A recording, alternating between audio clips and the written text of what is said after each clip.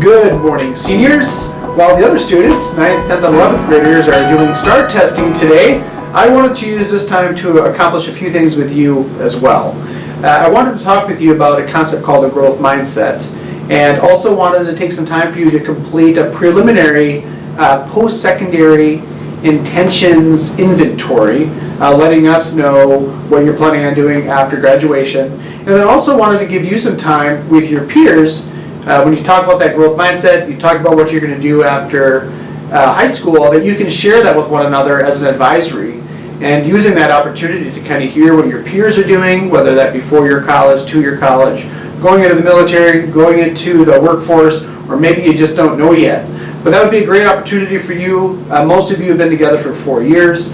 It's a great opportunity to hold each other accountable to all of the things that you need to take care of as you have one foot in both worlds. You have one foot in your adolescent world of high school, but you also have your other foot in the adult world. And while the pressure doesn't seem that high yet, especially, just Tuesday you heard about caps and gowns and things like that from Jostens, this year is going to fly fast, and the expectations for you to make that transition and do it successfully is going to be upon you. So, don't worry about that. You can enjoy your senior year, but let's first start out with learning a little bit more about this concept of a growth mindset. So I wanted to start off by telling you a story. And one of the things that we shared with the underclassmen that you'll see in this first video that you'll see today is this concept of that none of us are born experts, that we need to learn things. So we've learned all kinds of things, and you'll see through the video that our brains, which we're talking about, are constantly kind of in flux, right? We're taking in new material, we're processing that material, we're learning new skills, we're getting rid of old skills depending on what our environment would ask for us. Essentially our families or our jobs or our hobbies and things like that. So I wanted to start off with talking to you about one of my most recent adventures. My spouse and I decided that it was time to paint our front door. So we decided to do this on our own. And you may not know this about me, but I would describe myself as fairly handy when it comes to household things. I've remodeled several homes and houses that I've lived in, but this door has been nothing but a pain for me. So I have taken this door apart. I have it ready to go. It's all of 12 square feet. It shouldn't be much to paint it.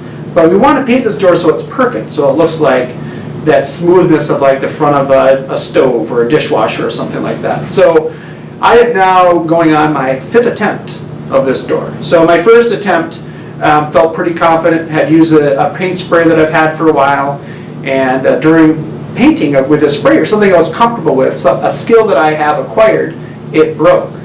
And it's not something that I could get again because it was like the model that I needed. So that was my first attempt, and I quickly scurried and went back and reverted to the old school way of painting with a paintbrush and painted the door. But that's not going to be good enough for Mr. Formal or for Mrs. Formal, because you're going to see those paint streaks, and that's going to be a problem and will be a barrier in my marriage, if you will. So I scraped down the door. And so those are my first 2 attempts, once with a sprayer, once with a brush, and then I scrape it down again. So I talked to Mr. Gershner, Sir Gershner, painting extraordinaire. He is an expert. This man knows how to paint. So I borrowed his paint sprayer, for which he has all the skill in the world. I will have it noted that he refused to help me in using the analogy of you can lead a horse to water, but you cannot make them drink.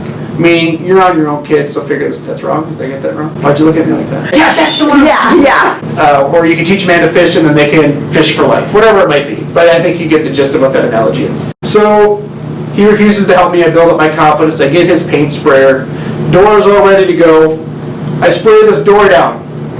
And I might as well have taken the can of paint and just dumped it on the door and let it sit. So you can only imagine what I needed to do. I spent the next evening scraping the door down again. Albeit this paint is not cheap, so bear with me on, I hate seeing the money go out the door. I'm scraping pennies off of this door every day.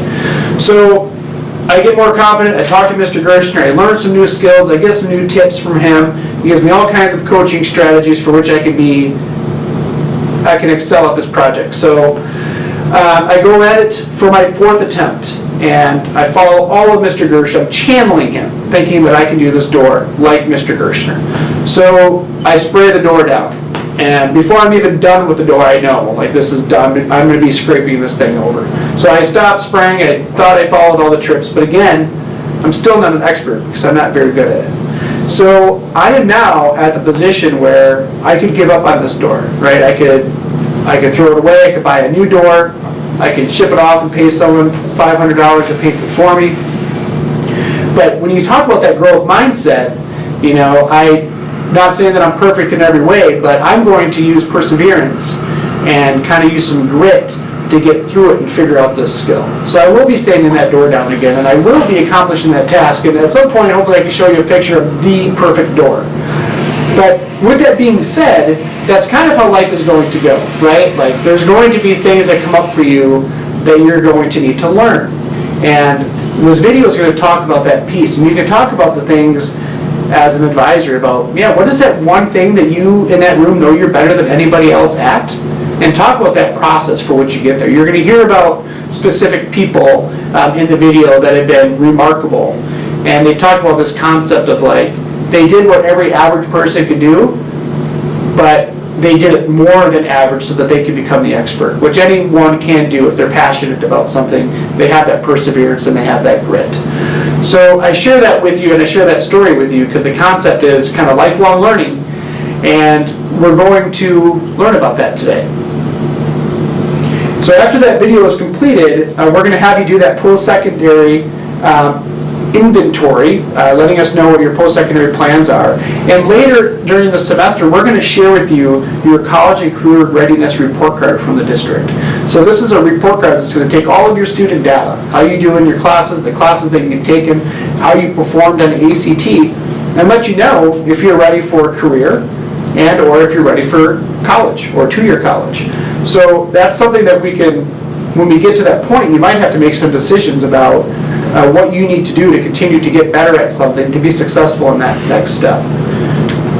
And then that third piece is, we all know that a goal that's not spoken or written is a goal that typically doesn't get accomplished. It's still kind of in dreamland. Well, we're not 9th graders, we're not 10th graders, we are in reality, and our goals and our dreams need to come to fruition this year. This is your year, this is the plan of action, this is the action year for you. So at the conclusion of the video, and you've done that intention survey, I'm really going to highly encourage that your teacher facilitates kind of a sharing opportunity for each of you to share out loud. You can write it in the room, you can post it on a piece of paper, so that everyone is aware. It can help hold you accountable to what that goal is. So continue to think about lifelong learning and a growth mindset. All of you will be graduating at the end of this school year. But let's keep in mind that it's not called termination, it's called graduation, that we're just gradually releasing you into the next chapters and the next steps of your life. And I can guarantee you that regardless of what you do, learning will have to be a part of that. So talking about this growth mindset, setting those goals can be really important for you as you transition to the next steps in your life.